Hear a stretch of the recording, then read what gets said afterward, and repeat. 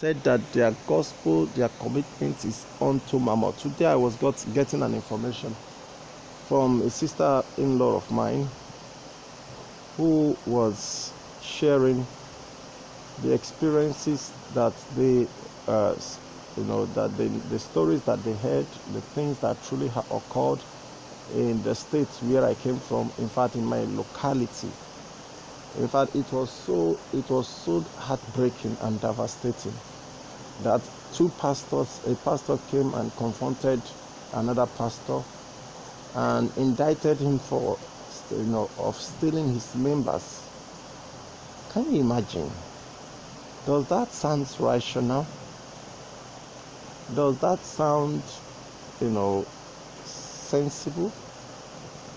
That a pastor is stealing another pastor's members and threatened him and tell him that he's going to deal with him.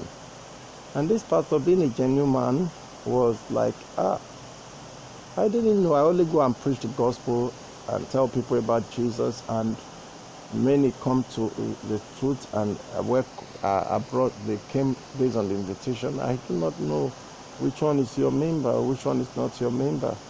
And he said he would deal with him. Eventually, he made do his threats. He planned a church. Another church invited him for a program. He also instructed that church to invite this man. And the church invited this man. I think it's a very big program. And as the man came for the program, the man will not stay too long. He just ministered as a. But thank God he told his wife that he will not stay too long, that he's paying, thank God for that the man was carrying his wife along. And so when he said that, he went to the program, he told his wife he went to the program, and after the ministration he was going out. As soon as he was going out, the other man of God equally went out too. Not too long after his own ministration, I think he ministered before that man and waited until that man ministered or something like that, if I'm not mistaken, because it was a reported case, and followed back after the man left. Then it was discovered that 24 hours the man was not home, and the wife went to report to the police. The police, they now investigated the church that the man went to minister, and the church narrated all what happened, and they went to this particular pastor because the woman remembered that the husband had told her the threat he got from this pastor. And the pastor was like, speaking in a manner that says that, this pastor, he doesn't know anything, doesn't know. Well, the pastor has been, dealing with other pastors. Possibly nemesis has caught up with him, blah, blah, blah, and they left him. So, but this woman was not, because this particular pastor is a prominent pastor in that locality. So the policemen did not, arrest him.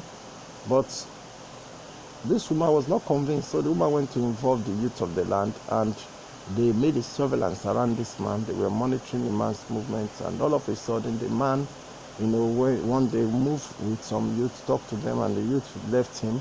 And the young men rather that he contracted, they left him, and these youths were following him wherever he's going, and they followed them to the forest, the young men to the forest where the young men were going.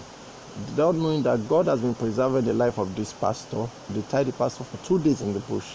They molested him and dealt decisively with him. So God has been keeping the life of this man. So that day it was scheduled that they should go and waste the man's life. So as they were going to waste the man's life, all of a sudden, the power of God, the presence of God took over. And guess what? The youth came, and they apprehended them, and they were caught.